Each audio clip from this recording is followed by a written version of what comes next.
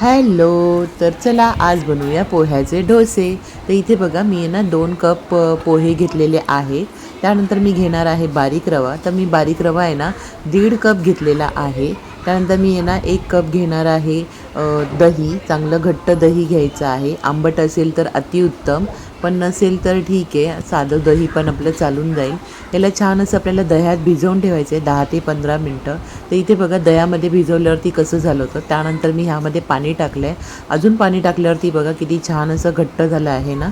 तर असंच घट्ट होतं ते. तर थोडं आपल्याला आहे ना मिक्सरमध्ये आता ह्या सर्वांना वाटून घ्यायचं आहे आणि ह्याची आहे ना बारीक अशी फाईन पेस्ट करायची.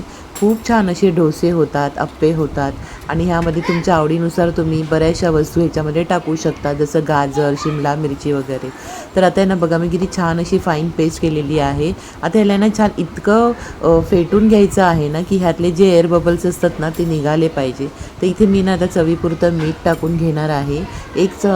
म्हणजे एक छोटा चमचा आहे ना मी खायचा सोडा टाकणार आणि त्यावर पाणी टाकणार आहे आणि ह्याला पुन्हा एकदा छान असं फेटून घेणार आहे. पेटून घेतल्यामुळे ना ह्यातले जे एअर बबल्स असतं आणि आपलं पीठ जे असतं ना ते छान फुलतं.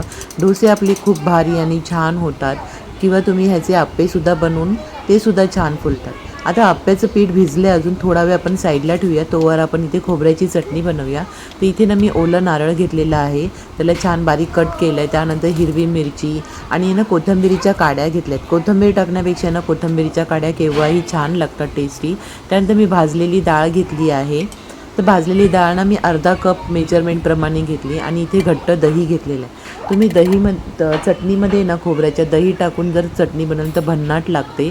असो, इथे मी चवीपुरतं मीठ टाकून आता मस्त पेस्ट करून घेतली. आता एका साईडला ना आपण चटणीला फोडणी देण्यासाठी इथे मी तेल गरम केलं होतं. त्यामध्ये राई, जिरे, कढीपत्ता, त्यानंतर कढीपत्ता असं सगळं हे टाकून घेतलेलं आहे. तर बघा अशी तडतडीत अशी छान खमंग अशी फोडणी द्यायची, जेणेकरून आहे ना चटणीसुद्धा खूप टेस्टी लागते.